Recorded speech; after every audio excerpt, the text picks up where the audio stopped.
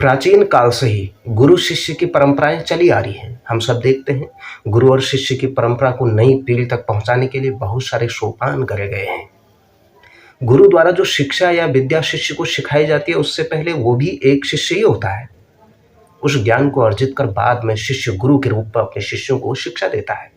यही क्रम क्रमानुसार चलता रहता है जो उसके विद्या के विस्तार में गुरु और शिष्य की परंपरा से जो होता आया है, जिसके कारण से गुरु और शिष्य को मिलने वाला ज्ञान, संगीत, कला, आध्यात्म और वेदों के अध्ययन, हमारे वैज्ञानिक खोज, हमारे आविष्कार और हमारे बहुत कुछ जो इस दुनिया के अंदर आज भी हम जो भी देखते हैं बिना गुरु के असंभव है। जैसे वेदों में कहा गया है, यो गुरु स शिवः प्रोक्ताः यह शिवः गुरु स्मृतः, अर्थात जो गुरु है वही शिव है और जो शिव है वही गुरु है। इसी प्रकार कबीरदास जी ने जो कहा है कि गुरु गोविंद दोऊ खरे काके लागू पाए, बलिहारी गुरु आपने गोविंदियो बताए। गुरु और भगवान दोनों ही मेरे सम्मुख खड़े हैं, परंतु गुरु ने ईश्वर को जानने का मार्ग दिखाया है। यानी जब मैं अपने समक्ष गुरु और ईश्वर दोनों विराजमान रहते हैं तो पहले गुरु के चरणों में मैं अपना प्रणाम निवेदित करता हूँ। कबीरदास जी ने आगे वर्णन किया है कि गुरु ब्रह्मा गुरु विष्णु गुरु देवो महेश्वराय गुरु साक्षात परम ब्रह्म तस्मै श्री गुरुवे नमः। गुरु की महिमा को मंडित किया गया है। गुरु की महिमा को इस तरीके से मिल के किया है कि गुरु अगर मिल जाए तो जीवन में भगवान को पाना बिल्कुल संभव हो जाता है। भगवान हमको निकट मिल जाते हैं और सीधे सीधे गुरु के रूप में हमें साक्षात ईश्वर के दर्शन होते हैं। गीता में भी भगवान श्री कृष्ण ने गुरु शिष्य की परंपरा को परंपरा प्राप्तम योग बताया है। गुरु शिष्य परंपरा का आधार सांसारिक ज्ञान से शुरू होता है, लेकिन इसका चरमोत्कर्ष जो सांसारिक ज्ञान से शुरू होकर के इसका जो अंत होता है आध्यात्मिक और शाश्वत और आनंद की प्राप्ति से होता है, जिसे ईश्वर प्राप्ति और मोक्ष प्राप्ति कहा जाता है। भारत में गुरु शिष्य की परंपरा आज से नहीं है, यह युगों युगों से है। जब बड़े बड़े महापुरुष इस धरती के अंदर अवतार हुए, जब उनके अपने गुरु हुए तो हम साधारण मानव का क्या लेना। साधारण मानव भी अपना गुरु बना सकता है। भगवान राम के गुरु वशिष्ठ विश्वामित्र हुए, भगवान श्री कृष्ण के गुरु शांतिपनि हुए। इसी प्रकार जितने भी इस धरती के अंदर अवतार हुए हैं, बौद्ध अवतार से लेकर राम अवतार तक, सबके अपने अपने गुरु रहे हैं। उन गुरु के आधार पर ही उन्होंने इस मर्यादा के उस पुरुषोत्तम शिखर तक पहुँचे और श्री कृष्ण उस ध्यान से उस योग तक पहुँचे, जिसके कारण से उन्होंने दुनिया के अंदर एक आदर्श प्रतिस्थापित किया और भगवान के तुल्य माने गए और भगवान के रूप में दुनिया में पूजे जाने लगे। ये है गुरु और शिष्य का एक अद्भुत मिलन। और इसीलिए जो ये गुरु शिष्य की परंपरा जो चली आ रही है, केवल पौराणिक समय में देवताओं और असुरों के भी उनके भी गुरु होते थे। तो इसलिए उस समय जैसे देवताओं के गुरु बृहस्पति, असुरों के गुरु शुक्राचार्य, जैसा गुरु जिसको जो बताएंगे उसी अनुसार वो अनेक राजाओं के यहाँ भी धर्माधिकारी होते थे, उनके गुरु होते थे, उनके सलाह के अनुसार अपने राजकाज का निर्णय किया करते थे और अपने विद्याध्ययन के लिए गुरुकुलों में रहते थे। पूरा वहीं रहना होता था। जो आजकल की जो गलत व्यवस्थाएं हो गई, कॉन्वेंट की व्यवस्थाएं हो गई, जिसके कारण से गुरु और शिष्य की परंपरा में एक बहुत बड़ा घात हुआ है। लेकिन जो भारत की गुरुकुल पद्धति आज भी अनेक संस्कृत स्कूल, अनेक हरिद्वार के अंदर चले जाइए, आप अपने गया के अंदर चले जाइए, प्रयागराज के अंदर चले जाइए, अभी भी इसको कायम किया है हमारे संस्कृत के अध्ययनकर्ताओं ने, हमारे संस्कृत पढ़ने वाले लोगों ने इसको कायम रखा हुआ है और गुरु और शिष्य की परंपरा को जीवित किया है गुरुकुलों के माध्यम से। ये गुरुकुल भारत की आन बान शान और विज्ञान की देन हुआ करते थे, दुनिया को शून्य देने वाला हुआ करते थे, दुनिया के अंदर खगोल विज्ञान की गणना करने वाले हुआ करते थे, दुनिया के अंदर आध्यात्मिक ज्ञान का विचार का प्रचार प्रसार करने वाले हुआ करते थे। ऐसे गुरु और शिष्य की परंपरा का अद्भुत मिलन जो सृष्टि में एकाकार होकर के, अखंड मंडलाकार होकर के, जो दुनिया के अंदर शाश्वत ज्ञान की प्राप्ति का आधार स्तंभ बनता है, गुरु और शिष्य न जाने क्या क्या कर सकते हैं। तो ये सब हमारे सामने विद्यमान है। उसी प्रकार जिस प्रकार परशुराम के गुरु, भगवान परशुराम के जो गुरु हैं शिव और दत्तात्रेय थे, जैसा कि मैंने वर्णन किया, भगवान श्री राम के गुरु वशिष्ठ और विश्वामित्र थे। श्री कृष्ण के गुरु अपने गर्ग मुनि और शांतिपनि, और जो एकलव्य हैं, पांडव हैं, कौरव हैं, इनके गुरु द्रोण, और बुद्ध भगवान के जो गुरु हैं अलारा, और उसी प्रकार आचार्य चाणक्य के गुरु जो थे ऋषि चाणक्य थे, और उसी प्रकार विवेकानंद जी के गुरु रामकृष्ण परमहंस, और उन्हीं के गुरु रामकृष्ण परमहंस के गुरु तोतापुरी महाराज जी, और उसी प्रकार सिख परंपरा में भी गुरु हुए हैं, और बाद में उन्होंने दशम गुरु ग्रंथ साहिब को अपना गुरु रूप में स्वीकार किया। चाणक्य जैसे गुरु ने भी चंद्रगुप्त जैसे चक्रवर्ती सम्राट को बना दिया। समर्थ गुरु रामदास जैसे गुरु जी ने छत्रपति शिवाजी के भीतर बर्बर मुस्लिम आक्रमणकारियों से राष्ट्र रक्षा की सामर्थ्य विकसित की।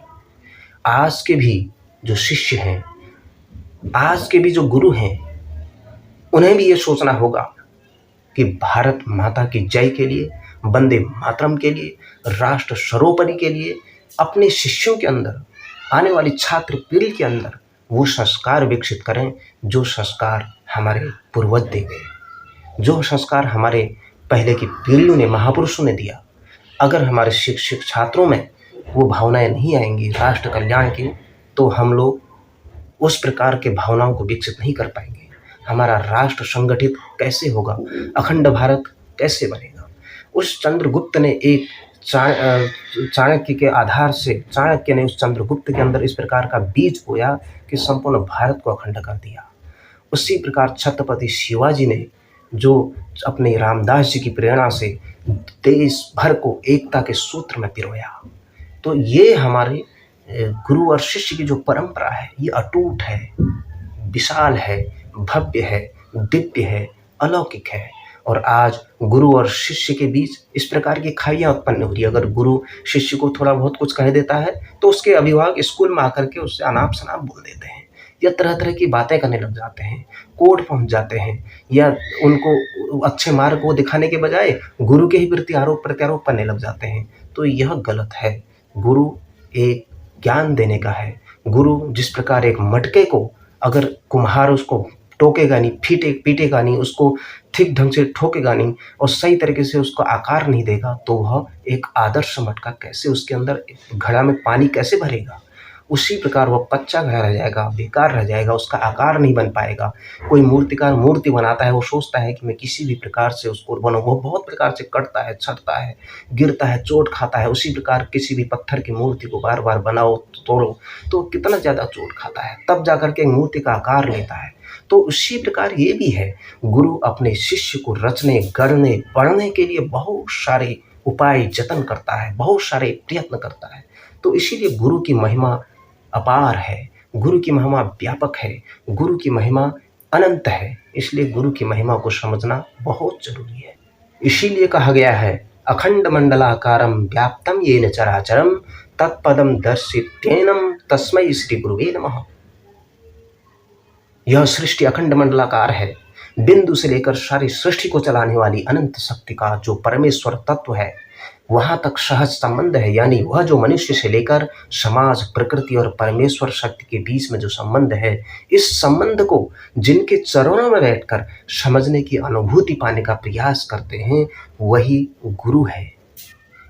अपने समाज में हजारों सालों से व्यास भगवान से लेकर आज तक श्रेष्ठ गुरु की परंपराएं चलती आई हैं। व्यक्तिगत रीति से करोड़ों लोग अपने अपने गुरु को सुनते हैं, श्रद्धा से, भक्ति से वंदना करते हैं, अनेक संस्कारों को पाते हैं। इस कारण से अनेक आक्रमणों के बाद भी हमारा समाज, हमारा देश, राष्ट्र, हमारा भारतवर्ष, हमारा यह जम्बूद्वीप आज भी एक लोगों के अंदर विश्व गुरु के पद पर कायम है। समाज के जीवन की एकात्मता के लिए, हमारे एक रस के लिए, एक जीवन के लिए जो हमारी राष्ट्रीय भावनाएं उजागर हुई, जो त्याग की भावनाएं उजागर हुई, जो एक समाज के अंदर एक वैमनस्य कम हुआ, ये सब अच्छे गुरुओं के संस्कारों के फलस्वरूप ही हुआ है। अगर समाज के अंदर राष्ट्र की भावना की कमी होगी, देशभक्ति की कमी होगी, त्याग की कमी होगी, भ्रष्टाचार हो गया, एक विषैला वातावरण हो गया, संकुचित भावनाएं हो गई, ईर्ष्या, द्वेष, अहंकार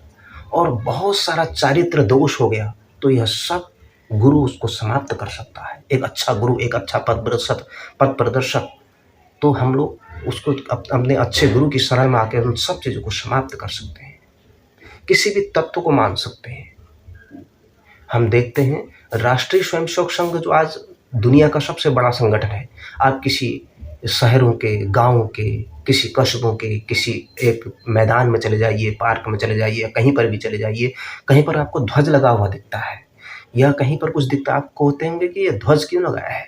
यही ध्वज जो लहराता है, केसरिया ध्वज, भगवा ध्वज, यह राष्ट्रीय स्वयंसेवक संघ ने गुरु माना है।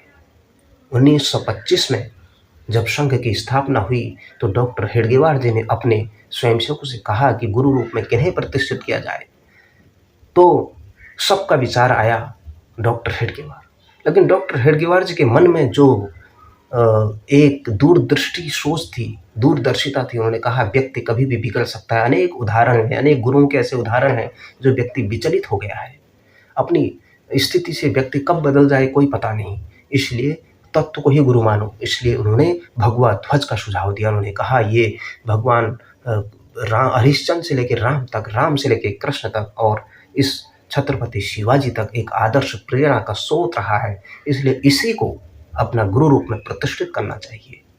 तो इसलिए भगवा ध्वज को उन्होंने राष्ट्रीय स्वयंसेवक संघ ने गुरु रूप में स्थापित किया, जो हमें त्याग का, समर्पण का और प्रकाशमान उदय होते हुए उस शाश्वत सूर्य के रंग का प्रतीक और सबके अंदर समर्पण का प्रतीक, संत जो हमारे भगवा वस्त्र पहनते हैं उनके त्याग का प्रतीक, और ये एक हिसाब से मानव जीवन का इतिहास का साक्षी रहा है। यह ध्वज, यह अनंत है, चिरंतन है, अटूट है और विशाल है, भव्य है, दिव्य है, अलौकिक है और निराकार है। यह एक हिसाब से हमको प्रेरणा देता है। इसकी छत्र छाया में आकर के भारत माता की जय और वंदे मातरम के उद्घोष के साथ स्वयंसेवक इस देश की एकता और अखंडता के लिए, संपूर्ण लोगों को संगठित करने के लिए इकट्ठा होकर के उस मैदान के अंदर भारत माता की मिट्टी की गोद में अपना पल पल, तिल तिल जला जला कर समर्पण करते हैं। और इसी प्रकार जिस प्रकार से उस वहाँ से योग्य लोग पैदा होते हैं, जो योग्य लोग समाज के विभिन्न क्षेत्रों में जाकर के बहुत सारे कीर्तिमान करते हैं, वो जिस क्षेत्र में जाता है उस क्षेत्र के अंदर बहुत सारी स्थितियाँ, परिस्थितियाँ बदल देता है, एक अच्छी व्यवस्था विकसित कर देता है। इसी प्रकार ये अच्छी व्यवस्था विकसित करने का नाम ही यही उसी गुरु से प्रेरणा लेते हैं, जो गुरु को राष्ट्रीय स्वयंसेवक संघ ने अपने गुरु के रूप में प्रतिस्थापित किया है। इसलिए आजकल की स्थिति में अगर वर्तमान परिप्रेक्ष्य में देखा जाए, स्कूलों में अपने या कहीं पर भी किसी को भी कोई धर्मगुरु मान लेता है, बहकाव में आ जाते हैं या अन्य प्रकार की चीज़ें होती है। थोड़ा बहुत स्थिति परिस्थितियाँ बिगड़ी तो वहाँ पर वो लोग फिर भटकाव की स्थिति आ जाती है। इसलिए गुरु कैसा होना चाहिए? एक अच्छा पथ प्रदर्शक, उसको एक योग्य व्यक्ति बनाए, उसको राष्ट्र के प्रति संवेदनशील बनाए, उसको भारत के प्रति आस्थावान बनाए, उसको इस देश के लिए समर्पण की भावना जागृत करने का भाव बनाए। आज भी हम अगर कहीं दूर दराज गाँव में चले जाएँ, वहाँ कोई अध्यापक किसी साल 2 साल से पढ़ा रहा है, 5 साल से पढ़ा रहा है, अचानक उसका स्थानांतरण किसी दूसरे विद्यालय में हो जाता है, तो वहाँ के छात्र कितने आदर के साथ, सम्मान के साथ उनको अश्रुपूर्ण विदाई देते हैं, कितना भावुकता से, कितने वेदना से उनको विदाई देते हैं। यह ऐसा दृश्य बहुत कम उपस्थित होता है। तो जिन्होंने अपने जीवन के अंदर उस गुरुत्व को पहचाना, अपने जीवन के अंदर उस प्रकार की भावनाओं को विकसित किया, तो वही एक आदर्श गुरु के रूप में स्थापित हो सकता है, समाज का मार्गदर्शन कर सकता है, समाज के अंदर चेतना ला सकता है, समाज के अंदर व्यापक शक्ति में बदलाव ला सकता है। यही गुरु और शिष्य की परंपरा का महत्व है और इसी गुरु शिष्य की परंपरा को जानना चाहिए। आधुनिक समय में भी इस प्रकार की व्यवस्थाओं को विकसित करने के लिए जो भी गुरु रूप में अपनी अपनी जगहों पर किसी भी क्षेत्र में, किसी भी व्यवस्था में तैनात हैं, जिस भी जगह मार्गदर्शन की स्थिति में हैं, वे सब लोग अपने अपने स्थान पर उचित कार्य करेंगे तो समाज को एक अच्छा पथ प्रदर्शन मिलेगा, अच्छा मार्गदर्शन मिलेगा। भारत माता की जय।